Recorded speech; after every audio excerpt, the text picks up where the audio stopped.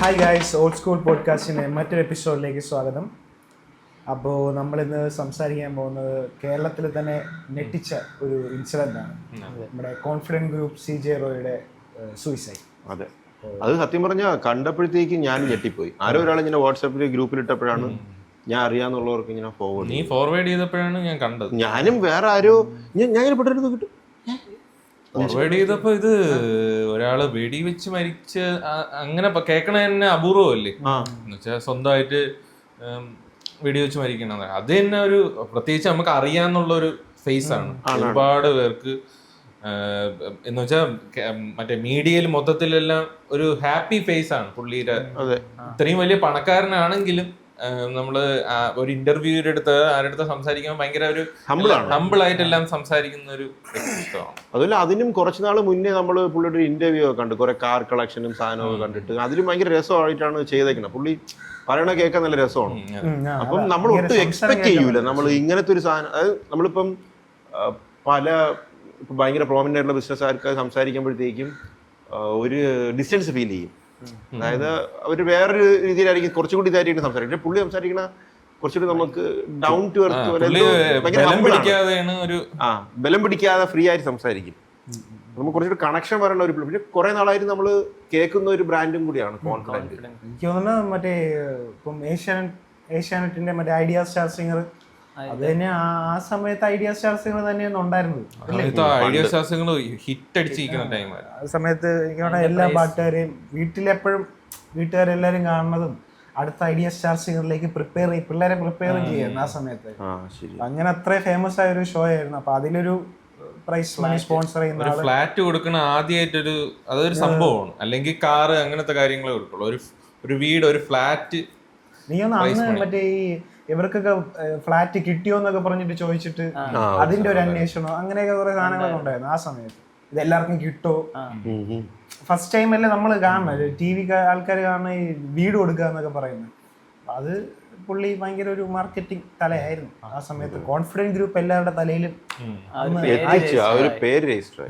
പിന്നെ കുറച്ച് സിനിമകൾ പ്രൊഡ്യൂസ് ചെയ്ത് ഇത് കാസിനോവയാണ് നമ്മൾക്ക് ഭയങ്കര ഫേമസ് ആയ കാരണം അത് ഭയങ്കര ബഡ്ജറ്റ് കൂടിയ സാധനം. അത് ആർക്കും ചെയ്യാൻ പറ്റാത്ത പ്രൊഡ്യൂസർക്ക് സാധാരണ അങ്ങനെ ഒരു ഹൈപ്പിൽ അങ്ങനത്തെ ഇത് ചെയ്ത സാധനമാണ്. ഭയങ്കര ബഡ്ജറ്റ് കൂട്ടി ചെയ്ത അപ്പോഴങ്ങനെ ഒരു ഇത്. പിന്നെ ഏഷ്യാനെറ്റിന്റെ പല പരിപാടികൾക്കും പ്രത്യേകിച്ച് മോഹൻലാലിന്റെ ഒരു സാന്നിധ്യം കൂടെ ഉണ്ടെങ്കിൽ പുള്ളി മോഹൻലാലുമായിട്ട് എപ്പോഴും അസോസിയേറ്റ് ചെയ്തിരിക്കുന്ന ഒരു ഇതാണ്. മോഹൻലാൽ, ആന്റണി പെരുമ്പാവൂർ രണ്ടുപേരും പോസ്റ്റ് ഒക്കെ ഇട്ടിട്ടുണ്ടായിരുന്നു പുള്ളി. അവരെ ഭയങ്കര ക്ലോസ് ആണെന്ന് മോഹൻലാലിന്റെ ക്ലോസ് ആയിരിക്കും, ഭയങ്കര ക്ലോസ് ആയിരിക്കും. ലാസ്റ്റ് തന്നെ മറ്റേ അനീഷിനും പ്രൈസ് 10 ലക്ഷം എന്തോ കൊടുത്തായിരുന്നു. അത് ഇല്ലായിരുന്നു തോന്നുന്നു,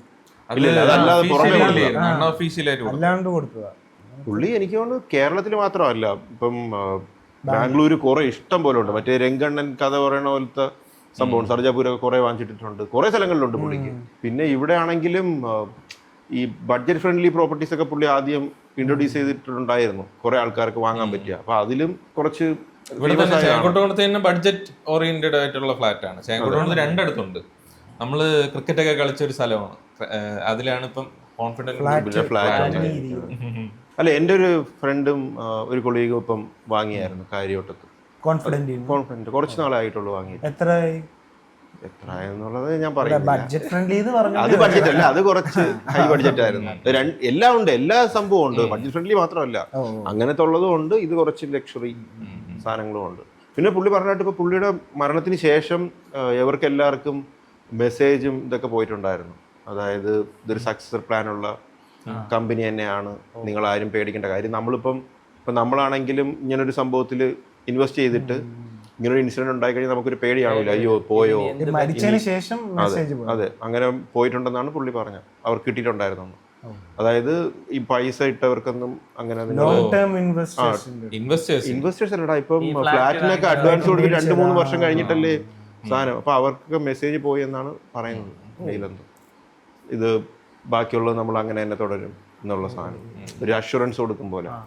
അതൊരു കമ്പനി സൈഡിൽ നിന്നൊക്കെ ഭയങ്കര നല്ല കാര്യമാണ്. ഇതൊരു ഭയങ്കര അൺഫോർച്ചുനേറ്റ് ഇൻസിഡന്റ് ആണ്. ബട്ട് സ്റ്റിൽ നമുക്ക് ആൾക്കാർ ചിലപ്പോൾ ഒരു വീടെന്നൊക്കെ പറയുന്നത് അവരുടെ ലൈഫ് ലോങ് സേവിങ്സ് ഒക്കെ വെച്ചിട്ട് എടുക്കുന്നതായിരിക്കും. സേവിങ്സ് ആണ്. പിന്നെ അത് ഒരു വിശ്വസ്തത നഷ്ടപ്പെട്ടു പോകാൻ സാധ്യതയുള്ള സാധനമാണ്. ഇപ്പം കമ്പനിയുടെ മെയിൻ ഇപ്പൊ ഫേസിങ് ആണല്ലോ പുള്ളിയാണ്, ഗ്രൂപ്പിന്റെ ഫേസ് എന്ന് പറയുന്നത് പുള്ളിയാണ് എന്തൊക്കെ പറഞ്ഞത്. അപ്പം അത് അങ്ങേര് ഇങ്ങനെ ഒരു ആത്മഹത്യ ചെയ്യാന്ന് പറയുമ്പോൾ ആൾക്കാർക്ക് മോസ്റ്റ് പ്രോബ്ലി എല്ലാവരും ഫൈനാൻഷ്യൽ സ്ട്രഗിൾ എന്ന് തന്നെയാണ് ചെയ്യുള്ളൂ. പ്രത്യേകിച്ച് ഒരു ബിസിനസ് മാൻ അങ്ങനെ ചെയ്യുമ്പോഴത്തേക്കും പൊട്ടിപ്പോയി എന്നുള്ളതാണ് എല്ലാരും ആദ്യം നോക്കുന്നത്. CCDയുടെ അങ്ങേരൊക്കെ കടക്കണി വന്ന് ബാങ്ക്രപ്റ്റ് ആയപ്പോഴാണ് ചെയ്തത്. ഈ ഇൻസിഡന്റ് നടന്നത് ഒരു റെയ്ഡിന് ഇടയ്ക്കാണല്ലേ, ED ക്വസ്റ്റ്യൻ ചെയ്യാൻ വേണ്ടി.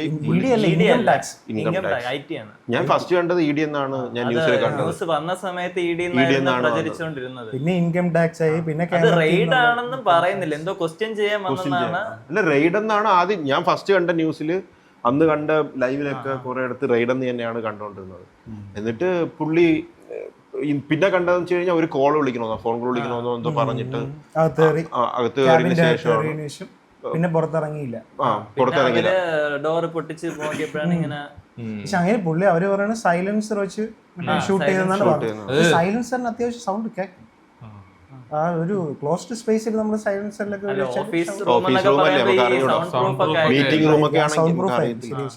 പിന്നെ ഇത് ഇവിടെ നെഞ്ചിലാണ് വെടിവെച്ച, ഇതിലല്ല തലയിലല്ല. അത് ആ സമയത്ത് കേട്ടപ്പോഴത്തേക്ക് ഇത് ഇങ്ങനെ ഭയങ്കര കുറെ അസ്വാഭാവികതയൊക്കെ തോന്നി. കാര്യം ഇപ്പം ഒരു ഗണ്ണൊക്കെ നമ്മൾ ഗണ്ണ് ഉപയോഗിച്ചിട്ടില്ല, എന്നാലും ആദ്യം മിക്കപ്പോഴും തലയിലായിരിക്കും വെടിവെക്കുന്ന അങ്ങനെയൊക്കെ ഉള്ള ഒരു ഊഹാപോഹങ്ങൾ ഉണ്ടായിരുന്നു. പക്ഷെ ഇതിപ്പോ ഈ നെഞ്ചിൽ തന്നെ വെടിവെക്കാന്നൊക്കെ പറയുമ്പോ അപ്പൊ ഒരു ഇതൊക്കെ തോന്നി, ഒരു കൺഫ്യൂഷനൊക്കെ തോന്നി. പക്ഷെ പിന്നീട് ഇപ്പൊ എന്തോ ഡയറി എന്തോ കിട്ടി എന്നുള്ള സംഭവമൊക്കെ വന്നപ്പോഴത്തേക്കാണ് കുറച്ചുകൂടെ പക്ഷേ എന്നുള്ള രീതി. അത് മാത്രമല്ല, ഇപ്പൊ ആൾക്കാർക്ക് ഡൗട്ട് എന്ന് വെച്ച് കഴിഞ്ഞാൽ ഒന്നുകിൽ ബിസിനസ് ആൾക്കാര് സൂയിസൈഡ് ചെയ്യുന്നത് മെയിൻലി ഈ പ്രശ്നമാണ്. ഈ ഫൈനാൻഷ്യൽ സ്ട്രഗിൾ വരുമ്പോഴാണ് മോസ്റ്റ്ലി ചെയ്യുന്നത്. ഒരു ചാൻസും ഇല്ല. പക്ഷെ വീട്ടുകാർ പറയണത് അങ്ങനെ ഒരു സാധനം ഇല്ല. പിന്നെ വീട്ടിലും വേറെ പ്രശ്നങ്ങളോ അങ്ങനെ ഒന്നുമില്ല, ഫാമിലി ഇഷ്യൂസോ അങ്ങനെ ഡിപ്രഷന്റെ സൈൻസോ അങ്ങനെ ഒന്നും ഇല്ലെന്നാണ് പറയണത്. അപ്പം നമുക്ക് ഭയങ്കര ഡൗട്ടാണ്, അതായത് അങ്ങനെ സംഭവിക്കുമോ, പെട്ടെന്നുള്ളൊരു സാധനത്തിൽ ട്രിഗർ ആവുമോ? കാര്യം ഒരു ബിസിനസ് മാൻ എന്ന് പറയുമ്പോൾ ഇത്രയും വലിയൊരു ബിസിനസ് മാൻ ആകുമ്പോൾ എന്തുമാത്രം ഇതുപോലത്തെ എത്ര സിറ്റുവേഷൻസ് ഫേസ് ചെയ്ത് കാണും. ഇപ്പൊ ഇത്രയും കോടികൾ 10-100 കോടിയുടെ പ്രോജക്റ്റ് ഒക്കെ ആയിരിക്കും ഒറ്റ തവണ ഹാൻഡിൽ ചെയ്യണം. അപ്പൊ അവര് എന്തുമാത്രം ടെൻഷനും ഇതൊക്കെ മുമ്പും അനുഭവിച്ചിട്ടുള്ള ആൾക്കാരായിരിക്കും. അപ്പൊ ഇങ്ങനെ പെട്ടെന്ന് ചെയ്യുമോ എന്നുള്ളൊരു സാധനം എല്ലാവർക്കും പാനിക് ആയിട്ട് പെട്ടെന്നൊരു പാനിക് സിറ്റുവേഷൻ വന്നിട്ട് ഒന്നും ചിന്തിക്കാതെ ചെയ്തതാവാം എന്ന് വെച്ചാൽ പെട്ടെന്നൊരു സിറ്റുവേഷൻ വന്ന് അങ്ങനെ ചെയ്തതാവാം. പാനിക് കൊണ്ട് പറ്റിയതാണ്. പക്ഷെ ഈ നോട്ട് വന്നതിന് ശേഷം അത് പാനിക് കൊണ്ട് വരൂല്ലോ. നേരത്തെ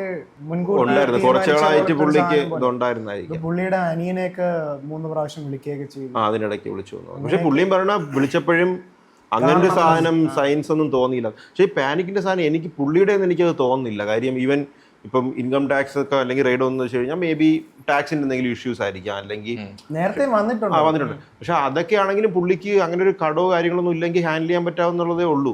പുള്ളി പറഞ്ഞു വെച്ചിട്ടാണെങ്കിലും അവർക്ക് ലോൺ എന്ന് പറയുന്ന സാധനം ഭയങ്കര ഇല്ല, അവർക്ക് ഇല്ലെന്നാണ് പറയുന്നത്. ഇമേജ് പോകുന്നുള്ള ഒരു പേടിയിൽ ചെയ്തതായിരിക്കാം. പക്ഷെ പെട്ടെന്ന് ചെയ്യും. അങ്ങനെ ഇത്രയും വലിയ പ്രോജക്ട്സ് ഒക്കെ ഹാൻഡിൽ ചെയ്ത ഒരാൾ അങ്ങനെ പെട്ടെന്ന് ചെയ്യുമോ ഒരു സാധനം? ഇതിനേക്കാളുള്ള എത്രയും സിറ്റുവേഷൻസ് ഇതിനു മുമ്പ് ഫേസ് ചെയ്ത് കാണും.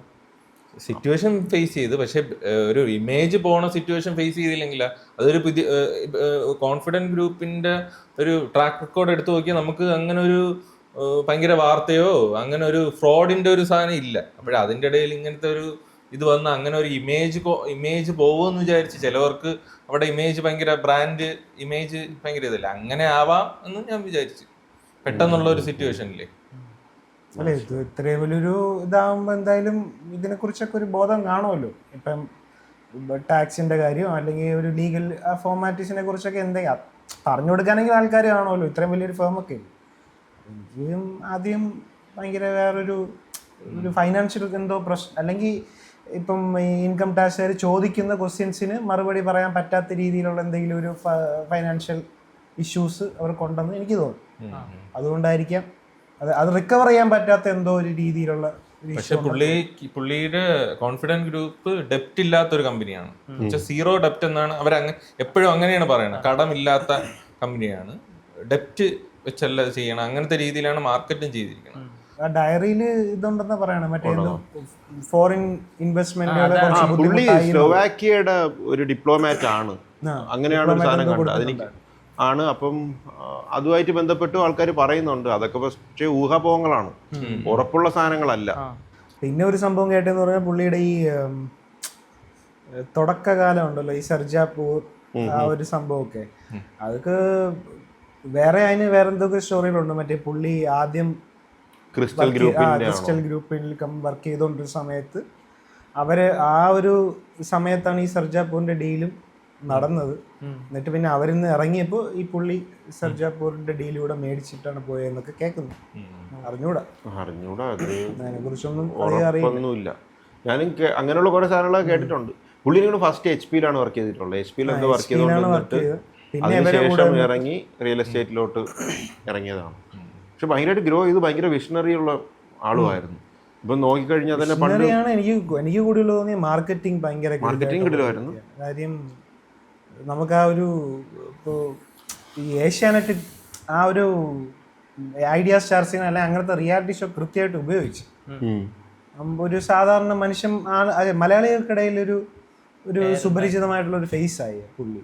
അതാണ് ഇപ്പോഴും നമ്മള് ഇങ്ങനെ ഒരാൾ മരിച്ചു എന്ന് പറയുമ്പോൾ നമുക്ക് ഭയങ്കര ഒരു മിസ്സിങ് പോലെ നമുക്ക് ഷോക്കായി. പിന്നെ അതുപോലെ സിനിമയും പുള്ളി ഒരു റിട്ടേൺ എക്സ്പെക്ട് ചെയ്താലേ ചെയ്തെന്ന് തോന്നുന്നു. കാര്യം അങ്ങനെയാണെങ്കിൽ കാസിനോവ കഴിയുമ്പോൾ നിർത്തണം, പിന്നെ ആ പരിസരത്തേ പോകില്ല. പക്ഷെ പുള്ളി വീണ്ടും ചെയ്തു. മരക്കാരുടെ സിനിമയിലും ഇൻവെസ്റ്റ്മെന്റ് ഉണ്ട്. അതും ഭയങ്കര വലിയ ബിഗ് ബഡ്ജറ്റ് പടമായിരുന്നു.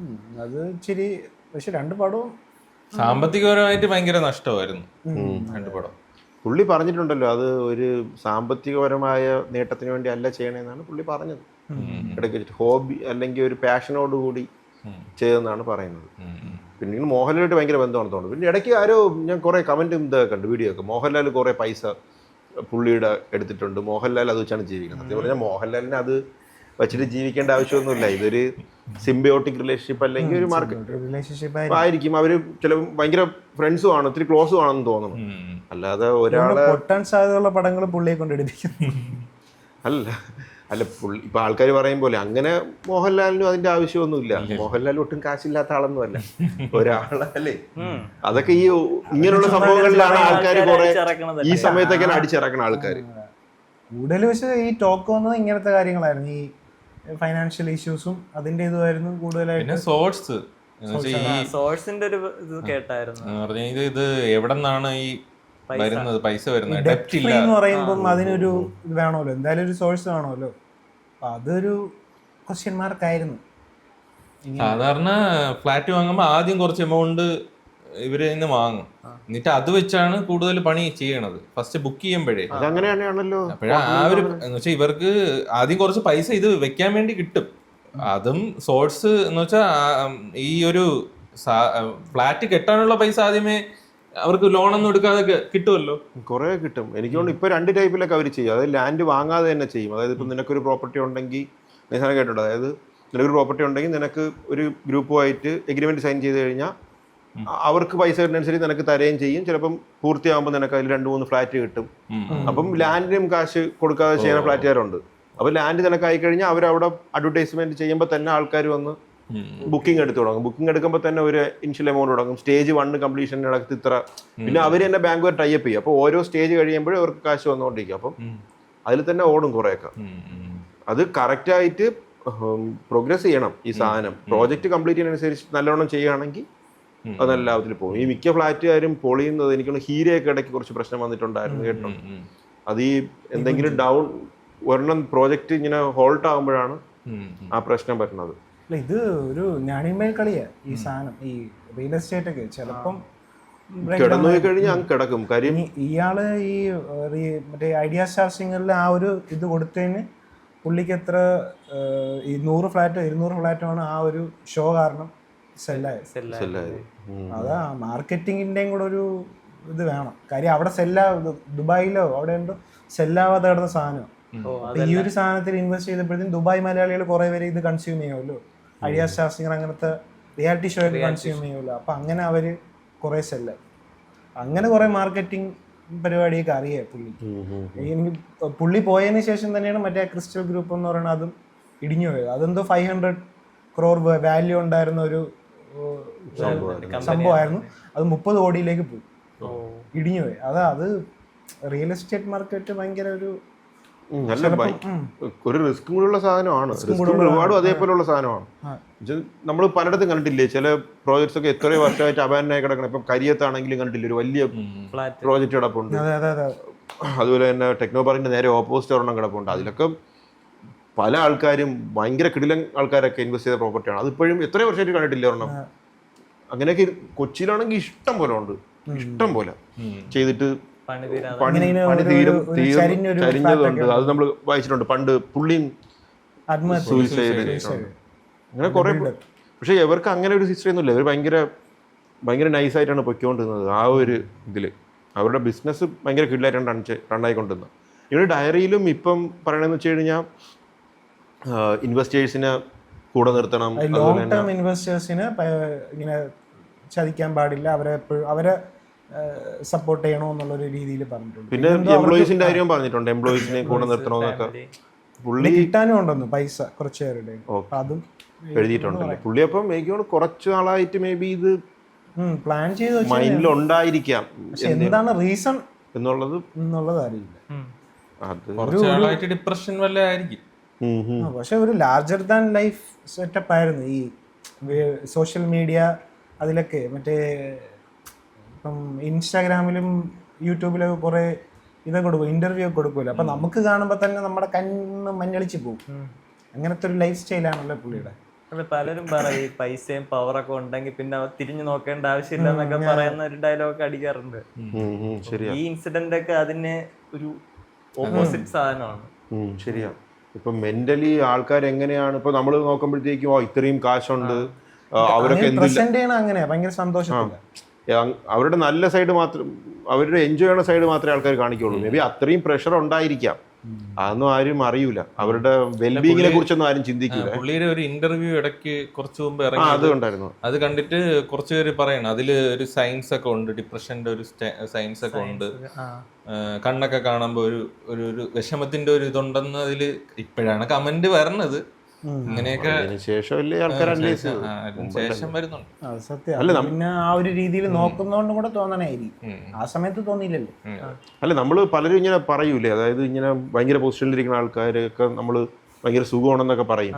പക്ഷെ എല്ലാരും മെന്റലി സ്ട്രഗിൾ ചെയ്യണ ഒരുപാട് കാണും.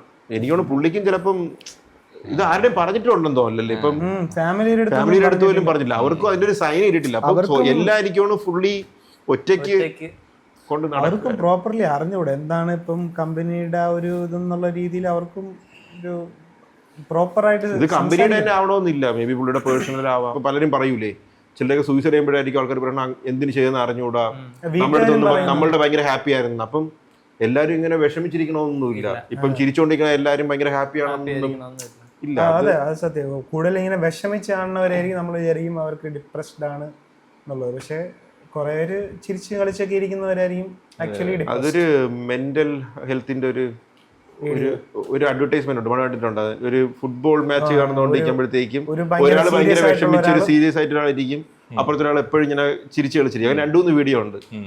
അത് കഴിഞ്ഞിട്ട് ഒരു എൻഡിങ്ങില് മറ്റേ പുള്ളിയാണ് ചിരിച്ച് കളിച്ചിരിക്കുന്ന ആളാണ് ചെയ്യണം. അപ്പൊ അതിൽ പറയും ഒരു മെന്റൽ അവയർനെസ് പോലെ. അതായത് ഇപ്പം ചിലടത്ത് പറയൂലേ, നമ്മളിപ്പോ ഒരാളുടെ അടുത്ത് എന്തെങ്കിലും വാവിട്ടൊക്കെ പറയൂലേ, അപ്പം പറയുന്ന വെച്ചാൽ ഒന്നും കൂടി ചിന്തിക്കുക. ചിലപ്പോൾ അപ്പുറത്തുള്ള ആൾ എന്താണ് കടന്നു നോക്കിക്കൊണ്ടിരിക്കുന്നത് നമുക്ക് അറിഞ്ഞൂടാ.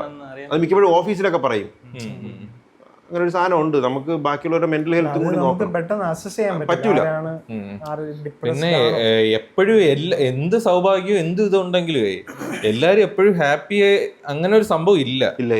എന്തെങ്കിലും ഒരു പ്രശ്നം, എന്തെങ്കിലും ഒരു ഒരു വിഷമവും സന്തോഷവും കലർന്നൊരു ഇനി എന്തൊക്കെ വന്നാലും അങ്ങനെ പോവാൻ പറ്റുള്ളൂ. അല്ലാതെ അബ്സല്യൂട്ട് ഹാപ്പിനെസ് എന്നും പറഞ്ഞൊരു സാധനം ഇല്ല. അങ്ങനെ ഹാപ്പിനെസ് മാത്രമാണെങ്കിലേ ഹാപ്പിനെസ് ഏതാണെന്ന് മനസ്സിലും ആവൂല. ഫുള്ള് ഹാപ്പിനെസ് ആണെങ്കിലേ ഹാപ്പിനെസ് ഏതാണെന്ന് ഒരു ബോധം പോലും വരൂല. ശരിയാ. നമുക്ക് ആ ഒരു വിഷമം ഉണ്ടെങ്കിലല്ലേ സന്തോഷത്തിന്റെ വാല്യൂ നമുക്ക് അറിയാൻ പറ്റുള്ളൂ. മനസ്സിലായില്ലേ? അതായത് നിനക്കൊരു സാധനം കിട്ടുമ്പോൾ നിനക്ക് ഹാപ്പി ആവണമെങ്കിൽ അത് നിനക്ക് ഇപ്പൊ നിനക്ക് ആഗ്രഹിച്ചിരുന്ന ഒരു സാധനമാണെങ്കിൽ നീ ഹാപ്പി ആവും.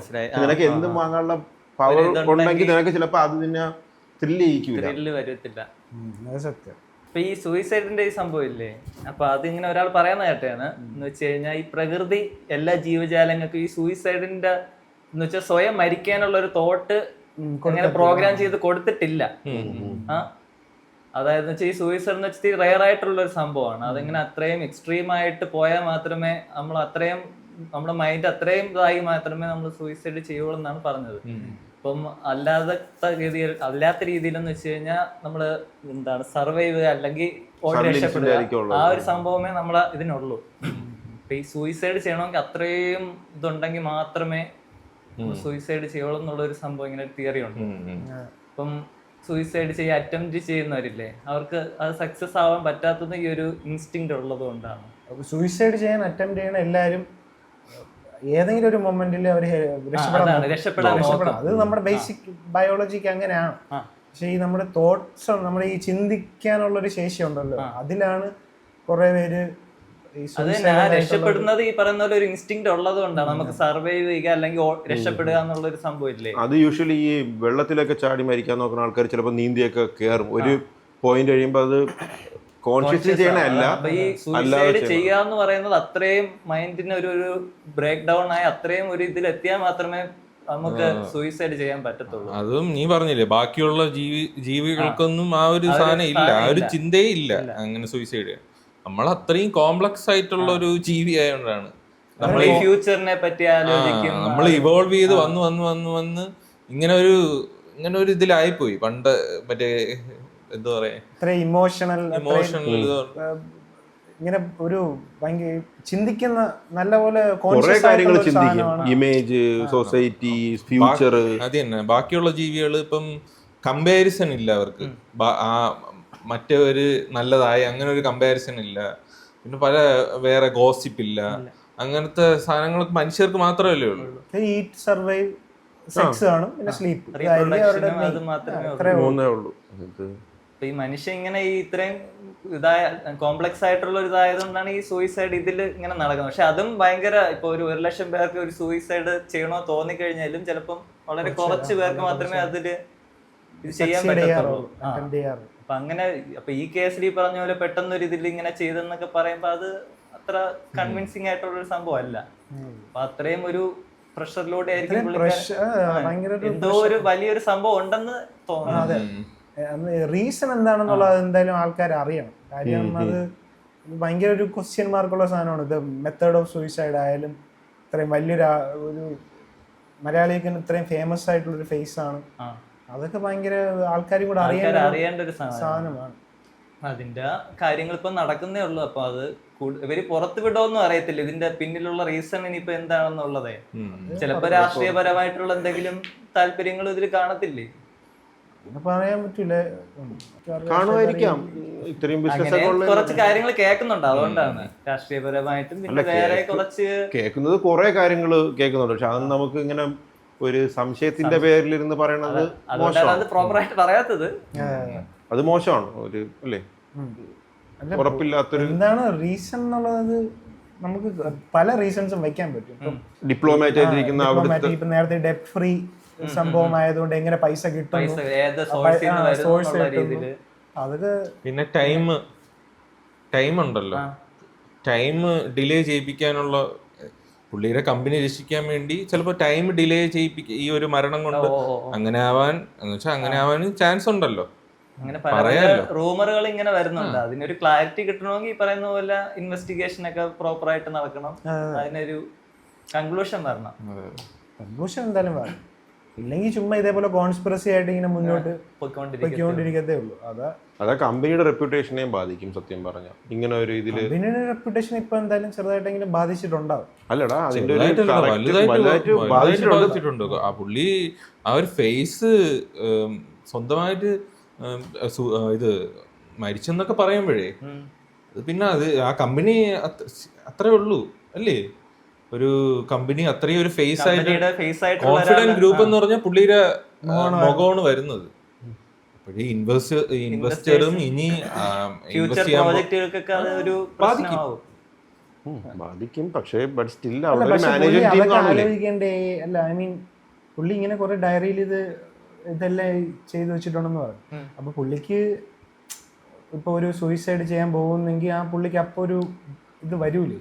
അപ്പോഴല്ല, അതിന് മുന്നേ ഇത്ര ആലോചിച്ചിട്ടുള്ള ഒരു വ്യക്തിയാണെങ്കിൽ ഒരു ഇത് വരൂലേ? പുള്ളി മരിച്ചു കഴിഞ്ഞാൽ അല്ലെങ്കിൽ പുള്ളി ഇങ്ങനത്തെ രീതിയിലാണ് മരിക്കുന്നതെങ്കിൽ കമ്പനിയുടെ ഫേസിനെ തന്നെ ഭയങ്കരമായിട്ട് ബാധിക്കാം, ഫ്യൂച്ചറിനെ ബാധിക്കാം എന്നൊക്കെ പുള്ളി ചിന്തിക്കത്തില്ലേ? ഐ മീൻ ഇത്ര എഴുതി വെച്ചിട്ടുണ്ട്, ഇത്ര ഡയറി ഇതെല്ലാം ചെയ്തിട്ടുണ്ട്. അപ്പൊ അതുകൊണ്ട് ഞാൻ ചോദിച്ചത്. അത് അല്ലെങ്കിൽ അറിയില്ല, അത് റീസൺ വന്നു കഴിഞ്ഞാലേ സത്യം പറഞ്ഞാൽ പറയാൻ പറ്റുള്ളൂ എന്തുകൊണ്ടാണ് ചെയ്യുന്നത്. അപ്പോഴേ ഈ സൂയിസൈഡ് നോട്ട് വന്നെന്ന് പറഞ്ഞുകൊണ്ട് ആ ഒരു പാനിക് സിറ്റുവേഷനിൽ ഒരു ഇമ്പൾസീവായിട്ട് എടുത്തുള്ള ഒരു ഡിസിഷൻ ആണെന്നുള്ളത് കാര്യത്തിൽ തള്ളിക്കളഞ്ഞത് ഞാൻ അങ്ങനെയാണ് വിചാരിച്ചത്.